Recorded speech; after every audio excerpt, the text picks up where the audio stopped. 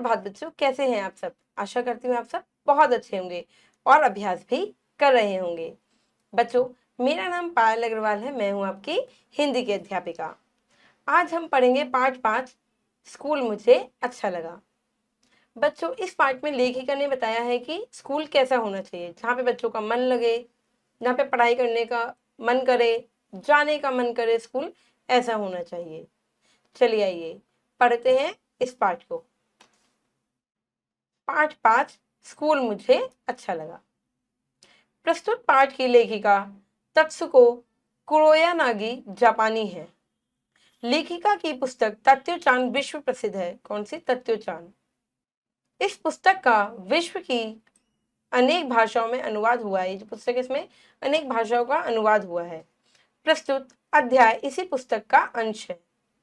प्रस्तुत पाठ में लेखिका ने तत्वचान के माध्यम से विद्यालयों की शिक्षा पद्धति पर सबका ध्यान आकर्षित किया है और यह सोचने पर विवश कर दिया है कि स्कूल ऐसा हो जो बच्चों को अच्छा लगे।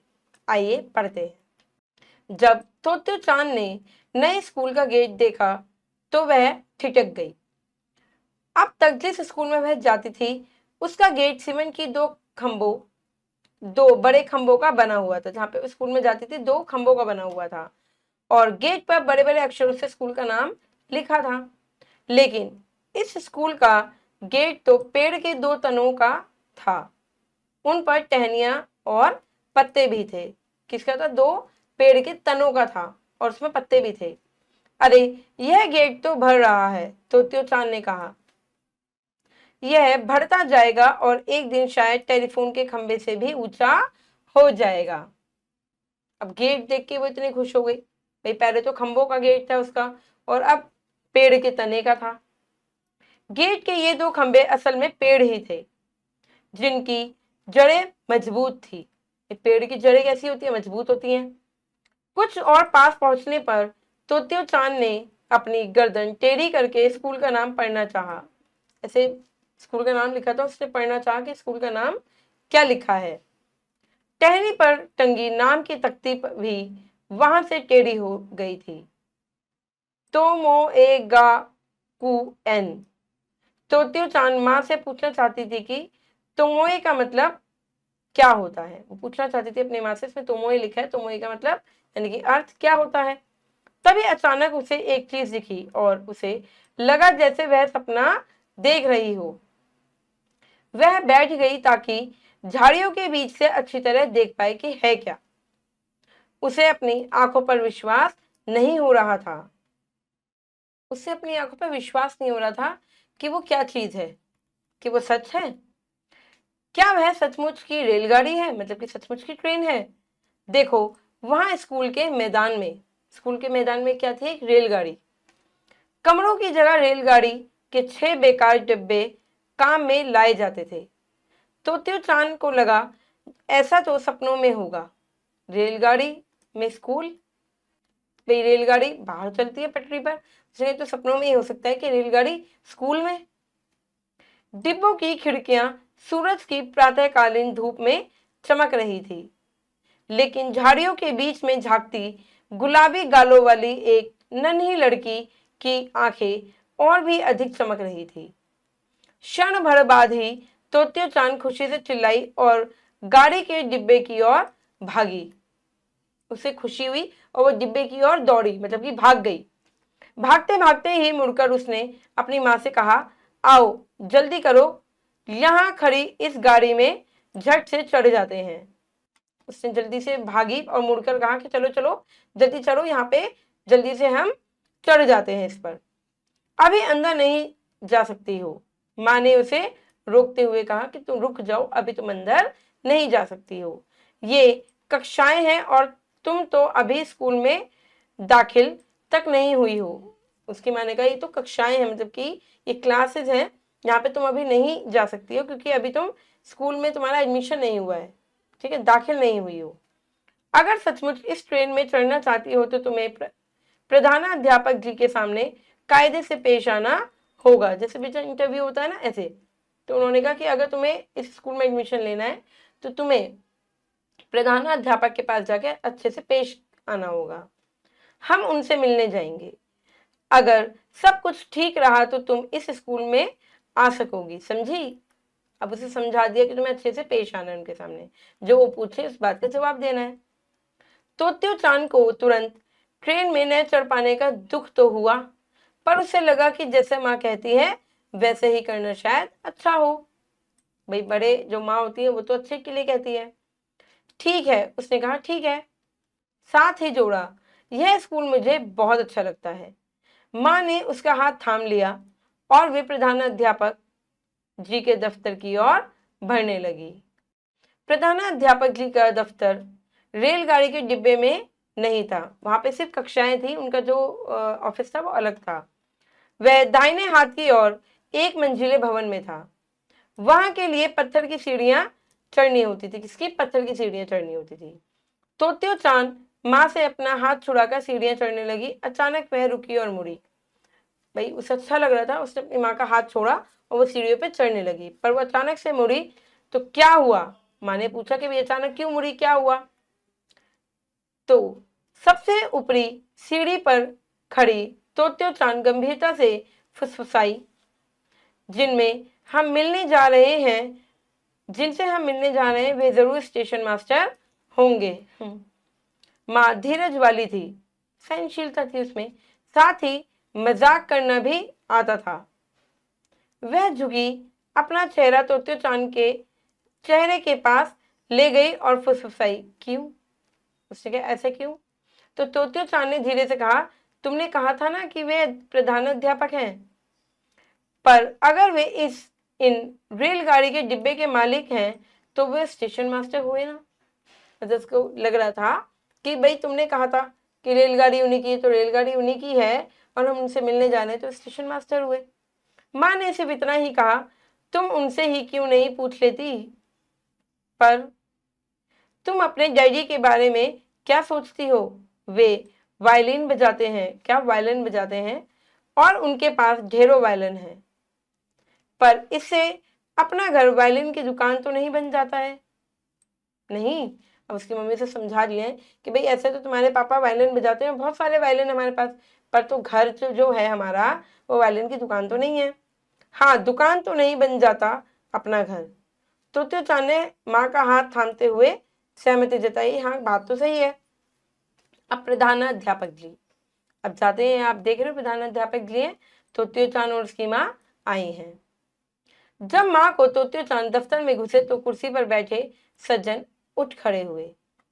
उनके सिर पर बाल कम हो चले थे, कुछ दांत भी गायब थे और चेहरा उनका स्वस्थ लगता था। बहुत लंबे भी नहीं थे वे सज्जन, पर उनके कंधों और बाहों में मजबूती लगती थी। जल्दी से झुककर तोत्यो चांद ने नमस्ते किया और उत्साह से पूछा, आप स्कूल मास्टर हैं या स्टेशन मास्टर? क्या आप स्कूल के मास्टर हैं या स्टेशन मास्टर है? क्योंकि उसकी दिमाग में क्या था बच्चों, रेलगाड़ी घूम रही थी कि रेलगाड़ी के ये मालिक हैं। माँ अकुलाई, पर इसके पहले ही वह कुछ सफाई देती सज्जन हंस पड़े और बोले, मैं इस स्कूल का प्रधानाध्यापक हूँ, मतलब कि प्रिंसिपल। माँ को बड़ा अजीब लग रहा था कि ये वाली बात बोल दी तोत्यो चांद ने, पर इससे पहले कि वो कुछ बोलती आगे, प्रधानाध्यापक ने कहा, मैं तो इस स्कूल का प्रधानाध्यापक हूँ। तोत्यो चांद की खुशी का ठिकाना नहीं रहा। मुझे बड़ी खुशी हुई, उसने कहा, क्योंकि मैं आज आपसे कुछ मांगना चाहती हूँ। मतलब उसने कहा कि मैं तुमसे मिलकर बहुत खुश हुई कि अब मैं तुमसे कुछ मांगना चाहती हूँ। तो प्रधानाध्यापक ने तोत्यो चांद को कुर्सी पर बैठने के लिए कहा कि ठीक है बैठो। फिर माँ की ओर मुड़कर वे बोले, आप घर जा सकती हैं, मैं तोत्यो चांद से बात करना चाहता हूँ। कि आप थोड़ा, मतलब कहते हैं ना कि इंटरव्यू अकेले में होता है, तो उसने कहा आप घर जा सकते हैं, मैं तोत्यो चांद से अकेले में बात करूंगा। तोत्यो चांद को थोड़ी सी उलझन हुई, पर उसने सोचकर देखा तो लगा कि सामने बैठे सज्जन से बात करना उसे बुरा नहीं लगेगा। पहले उसे थोड़ी मतलब हिचक हुई, पर उसने कहा चलो कोई बात नहीं, तो मैं इसे आपके पास छोड़े जा रही हूँ, माँ ने कहा और दफ्तर से निकलकर दरवाजा बंद कर दिया। प्रधानाध्यापक जी ने एक कुर्सी खींची और तोत्यो चांद की कुर्सी के सामने रखी। उसकी कुर्सी के सामने एक कुर्सी और रख दी। जब दोनों आमने सामने बैठ गए तो उन्होंने कहा, अब तुम मुझे अपने बारे में कुछ बताओ, कुछ भी जो तुम बताना चाहो बताओ। उन्होंने कहा, अब मैं तुमसे क्या पूछूं, पहले तुम अपने बारे में मुझे बताओ, जो भी तुम मुझे बताना चाहती हो। जो मुझे अच्छा लगे वो बताऊं। उसने कहा, जो मुझे अच्छा लगे मैं बता दूं। तो चांद ने सोचा था कि वे प्रश्न करेंगे और उसे उत्तर देने होंगे। मतलब हर कोई, अगर आप भी कहीं जा रहे हो इंटरव्यू देने, तो आपको क्या लगेगा कि भाई हमसे क्वेश्चन आंसर पूछे जाएंगे, हमें आंसर देने होंगे, क्वेश्चन पूछे जाएंगे। तो उसे भी ऐसे ही लगा। पर जब उससे पूछा गया कि वह किसी भी चीज के बारे में बोल सकती है, तो उसे बड़ा अच्छा लगा कि अच्छा, अब तो मतलब मेरी मर्जी है, मैं कुछ भी बोल सकती हूँ। वह तुरंत बोलने लगी।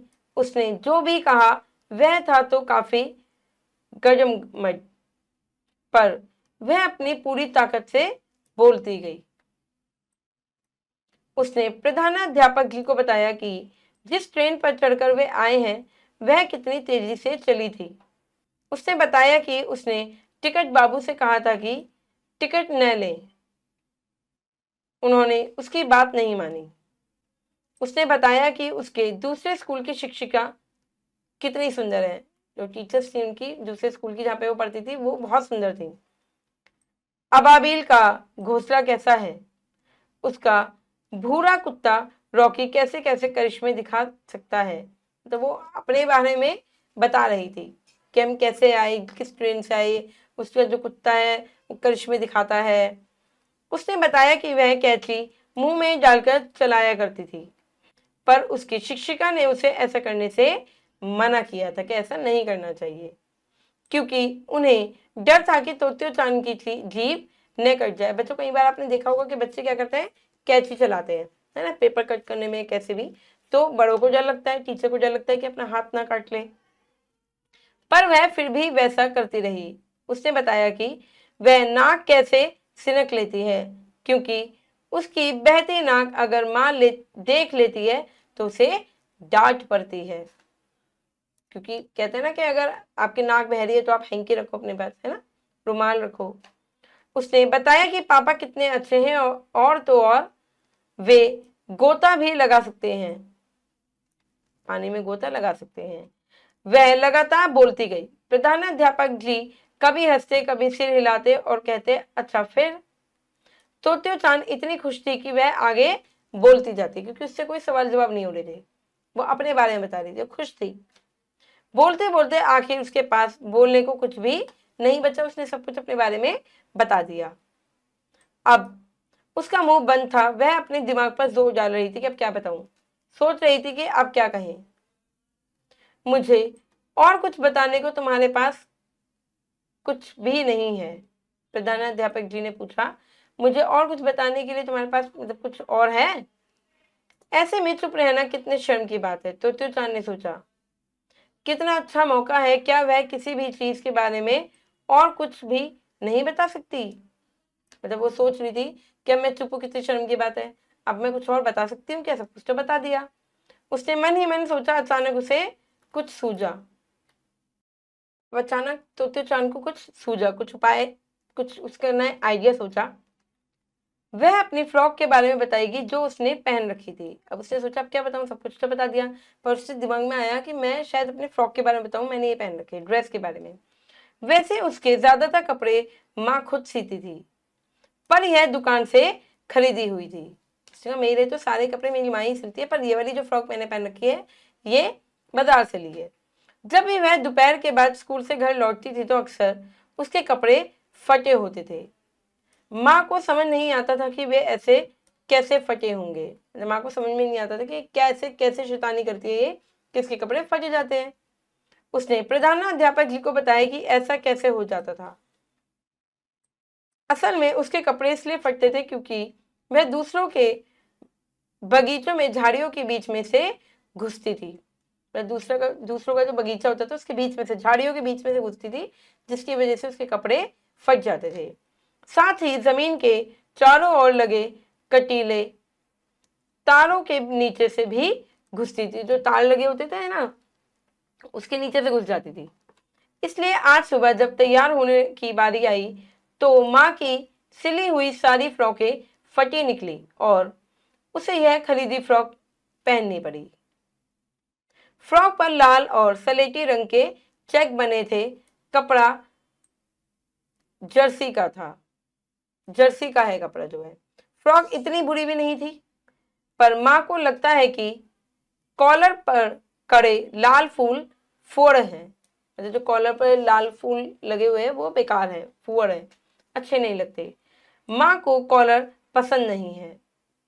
तोत्यो चांद ने कॉलर उठाकर प्रधानाध्यापक जी को दिखाया, मतलब अपने फ्रॉक के बारे में बताया कि माँ को ये अच्छे नहीं लगते क्योंकि इसमें फूल बने हुए हैं। लेकिन इसके बाद खूब सोचने पर भी तोत्यो चांद को कुछ नहीं सूझा। अब वो ये सोचने लगी, आप क्या बताऊं, तो फ्रॉक के बारे में बता दिया। उसे इस बात से कुछ दुख हुआ, लेकिन तभी प्रधानाध्यापक जी उठे। उन्होंने अपना प्यार बड़ा सा हाथ उसके सिर पर रखा और कहा, अब तुम इस स्कूल की छात्रा हो, मतलब तुम्हारा एडमिशन पक्का। ठीक ये ही शब्द थे उनके, और उस समय तोत्यो चांद को लगा कि वह जीवन की पहली बार किसी ऐसे व्यक्ति से मिली जो उसे सच में अच्छा लगता हो।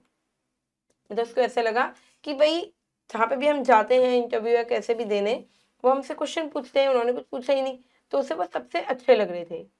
असल में इससे पहले किसी ने उसे इतनी देर बोलते नहीं सुना था, और वो इतना बोल रही थी। प्रधानाध्यापक जी अच्छे से उसकी बातों को सुन रहे थे, इसलिए भी उसे वो अच्छे लग रहे थे।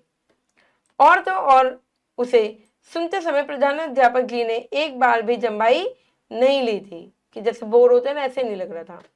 न ही उसके चेहरे पर अरुचि का भाव था, नहीं भाव आया था ऐसा अरुचि का, रुचि लेके सुन रहे थे उनकी बातें। शुरू से अंत तक उन्हें सुनना उतना ही अच्छा लगा था जितना कि उसे बोलना। वो बोलती जा रही थी, वो अच्छे से सुनते जा रहे थे। उस दिन से पहले या उसके बाद किसी वयस्क ने तोत्यो चांद की बात इतने लंबे समय तक नहीं सुनी, और पिछली शिक्षिका को यह जानकर भी आश्चर्य होता है कि यह 7 साल की लड़की लगातार 4 घंटे बोलने का मसाला भी जुटा सकती है। मतलब 4 घंटे लगातार कोई लड़की 7 साल की बोल सकती है, बड़े से बड़ा नहीं बोल सकता। प्रधानाध्यापक जी के सामने वह अपने आप को सुरक्षित महसूस कर रही थी कि चलो मैं सेफ हूं। ऐसा बहुत कम लोग होते हैं बच्चों जिसके साथ आप सेफ महसूस करते हो। सिर्फ किसके साथ करते हो आप? अपने मम्मी पापा के साथ या अपने भाई बहन के साथ। वह बहुत खुश थी।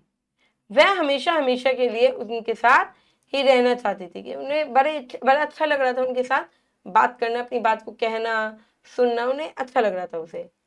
ये भावनाएं थी तोत्यो चान की उस पहले दिन प्रधानाध्यापक सोसाकू कोबायाशी के बारे में। क्या नाम था उनका? सोसाकू कोबायाशी। सौभाग्य से प्रधानाध्यापक जी की भावनाएं भी उसके प्रति ठीक ऐसी थी। प्रधानाध्यापक को भी तोत्यो चान बहुत अच्छी लगी। दोनों की भावना एक दूसरे के प्रति बहुत अच्छी थी। दोपहर का भोजन, यानी कि आफ्टरनून हो गया। अब प्रधानाध्यापक जी तोत्यो चान को यह जगह दिखाने ले गए जहां बच्चे दोपहर का खाना खाते हैं। प्रधानाध्यापक जी ने क्या करा, इन तोत्यो चान को ले गए जहां पे बच्चे खाना वाना खाते हैं। हम ट्रेन में नहीं खाते, उन्होंने समझाया, बल्कि सभागार में खाते हैं। ठीक है, मतलब ट्रेन क्या थी उनकी कक्षाएं, तो सभागार में खाते, जैसे मैस होती है ना ऐसे। सभागार उन सीढ़ियों के ऊपर था जिन्हें चढ़कर तोत्यो चान पहले आई थी। जब वे वहां पहुंचे थे, बच्चे हल्ला करते हुए मेज व कुर्सियां उठा खिसकाकर उन्हें एक गोल घेरे में लगा रहे थे, खाना खाने के लिए लगा रहे थे एक गोल घेरे में। वे सभागार के कोने में खड़े बच्चों को देखते रहे। तोत्यो चान ने प्रधानाध्यापक जी के जैकेट का किनारा खींचा और पूछा, बाकी बच्चे कहाँ हैं? बस इतने ही हैं जितने यहाँ मौजूद हैं, तो उन्होंने उत्तर दिया, बस इतने ही। तोत्यो चान को विश्वास नहीं हुआ। उसने पिछले स्कूल में एक कक्षा में जितने बच्चे थे, केवल उतने बच्चे मौजूद थे। उसे यकीन नहीं होता कि इतने कम बच्चे। तो उसने पूछा तोत्यो चान ने कि बस इतने से बच्चे जो दिखाई दे रहे हैं, ये तो बहुत कम है। आपका मतलब है कि पूरे स्कूल में करीब 50 ही बच्चे हैं? तोत्यो चान ने कहा, हाँ बस इतने ही। प्रधानाध्यापक ने कहा कि पूरे स्कूल में सिर्फ 50 बच्चे हैं। यहाँ पहले वाले स्कूल से हर चीज अलग है। तोत्यो चान सोचने लगी कि पहले स्कूल में तो काफी बच्चे थे, अब यहाँ तो कुछ है नहीं, बच्चे से 50 है, बहुत अलग है स्कूल। जब सारे बच्चे बैठ गए तो प्रधानाध्यापक जी ने जानना चाहा, हर एक बच्चा खाने में समुद्र और कुछ पहाड़ से लाया है या नहीं। प्रधानाध्यापक ने जानना चाहा कि हर एक बच्चा समुद्र और पहाड़ से कुछ न कुछ लाया है। जी हाँ। बच्चों ने अपने अपने डिब्बे खोलते हुए एक स्वर में कहा, हाँ के हम लेकर आए हैं। जरा देखे तो क्या क्या लाए हो तुम, प्रधानाध्यापक जी ने मेजों के घेरे में घूमते हुए कहा कि सब निकालो, देखो क्या क्या लेकर आए हो, मैं भी देखता हूँ। वे हर एक बच्चे के डिब्बे में झांक रहे थे और बच्चे खुशी से किलकारियां मार रहे थे। बच्चों को बड़ा अच्छा लगता है जब टीचर या कोई प्रिंसिपल देखता है कि क्या लेकर आए खाने में। वाह क्या मजा है, तोते चांद ने सोचा, पर कुछ समुद्र से और कुछ पहाड़ से का क्या मतलब होगा, उसे समझ में नहीं आ रहा था। कितना अलग है यहाँ, कितना अलग है यह स्कूल, पर अच्छा है, अच्छा। उसे तो इससे पहले पता ही नहीं था कि स्कूल में दोपहर का खाना भी इतने आनंद की बात हो सकती थी। भाई कैसे खाते हैं, भाई सब अपनी अपनी कक्षाओं में खाते हैं, पर यहाँ बड़े अलग तरीके से खाया जा रहा था। प्रधानाध्यापक जी हर मेज पर रुककर डिब्बे में झांक रहे थे, मतलब टिफिन में झांक रहे थे, और दोपहर की हल्की धूप उनके कंधों का नहला रही थी, उनके कंधे को नहला रही थी धूप। तोत्यो चान का स्कूल जाना, अब वो स्कूल जा रही है, आप देखो। प्रधानाध्यापक ने यह कहने के बाद से ही कि अब तुम इस स्कूल की छात्रा हो, तोत्यो चान बेसब्री से अगले दिन का इंतजार कर रही थी कि मैं जल्दी से स्कूल जाऊं। देखो उसने यूनिफॉर्म भी पहन रखी है ना। इस लगन से उसने कभी किसी दिन का इंतजार नहीं किया था जितना वो स्कूल जाने का कर रही थी कि मैं स्कूल जाऊंगी। पर बड़ा अच्छा स्कूल था। अक्सर माँ को उसे सुबह स्कूल के लिए बिस्तर छुड़वाने में भी परेशानी होती थी। जैसे बच्चे छोड़ते नहीं ना बिस्तर के, अभी थोड़ी देर 5 मिनट और सोने दो, 10 मिनट और सोने दो, तो बड़ी वो रहती थी कैसे उठाना है। पर उस दिन वह दूसरों से पहले उठकर तैयार हो गई और अपना बस्ता पीठ पर बांधे इंतजार करने लगी कि मैं कब जाऊंगी। जब बच्चों को स्कूल अच्छा लगता है ना, तो बच्चों को बड़ा मजा आता है, तो वो अपना भी तैयार हो जाते हैं। जैसे तोत्यो चान हो गई। माँ को तो बहुत कुछ करना था।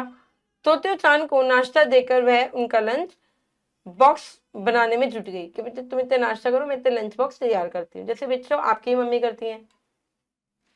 उनमें कुछ समुद्र से और कुछ पहाड़ से भी तो डालना था। माँ ने रेलगाड़ी के पास को एक प्लास्टिक की थैली में डाला और डोरी से उसे तोत्यो चान के गले में लटका दिया ताकि वह खो ना जाए। अच्छी लड़की बनना, उनकी माँ ने क्या कहा, अच्छी लड़की बनना, किसी से लड़ाई झगड़ा मत करना, आराम से रहना। उसका बिल्कुल। तोत्यो चान ने जूते पहने और सामने का दरवाजा खोला। तब वह मुड़ी और शिष्टता से झुककर बोली, अच्छा गुड बाय। बाय करिए, उसने बाय कर दिया ना, देखो अपनी मम्मी को।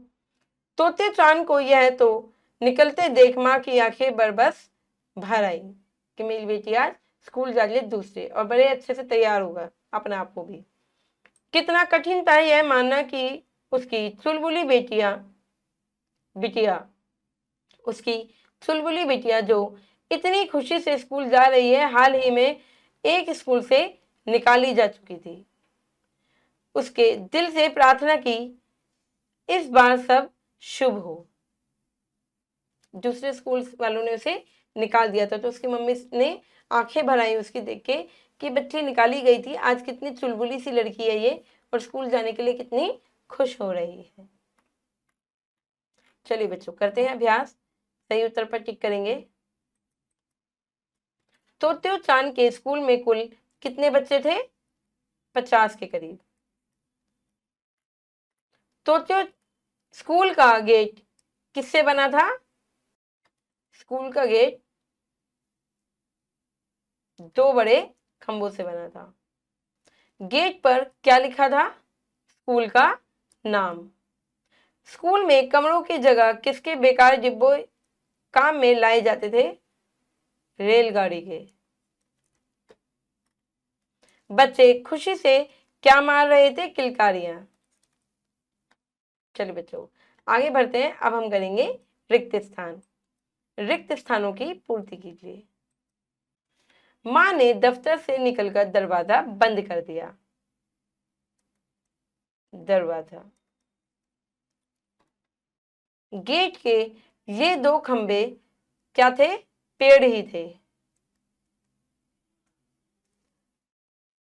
तोत्यो चांद ने प्रधानाध्यापक जी के जैकेट का किनारा खींचा और पूछा बाकी बच्चे कहाँ हैं? बाकी बच्चे कहाँ हैं? यहाँ लिख रही हूँ बच्चों, है ना, कहाँ हैं, क्योंकि उसे सिर्फ कम बच्चे दिखाई दे रहे थे। माँ ने सिर्फ इतना ही कहा, तुम उनसे ही क्यों नहीं पूछ लेती? उनसे ही यानी कि प्रधानाध्यापक से। प्रधानाध्यापक जी कभी हंसते, कभी सिर हिलाते और कहते, अच्छा फिर? अच्छा फिर? तोत्यो चांद मुड़कर शिष्टता से झुककर बोली, good boy. Oh sorry. Totto chan मुड़कर शिष्टता से झुककर बोली, good bye. Good bye. Totto chan को यूं निकलते देख माँ की आंखें बरबस आई। बरबस आई। चलिए बच्चों आगे बढ़ते हैं, करते हैं सही कथन के सामने सही और गलत के आगे गलत का चिन्ह लगाइए। तोत्यो चांद स्कूल का गेट देखकर ठिठक गई। बिल्कुल सही।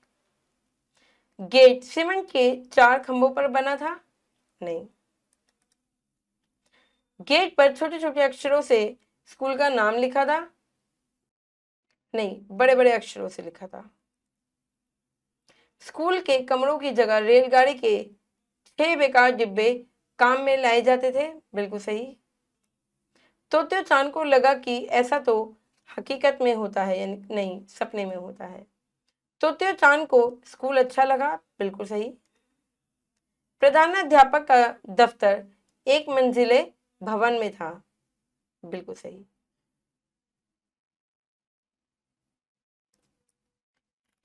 चलिए बच्चों ये प्रश्न उत्तर है, व्याकरण है, आपको खुद से करनी है। आशा करती हूँ ये पाठ आपको अच्छे से समझ में आ गया होगा। अब मैं मिलूंगी आपसे अगली कक्षा में। धन्यवाद।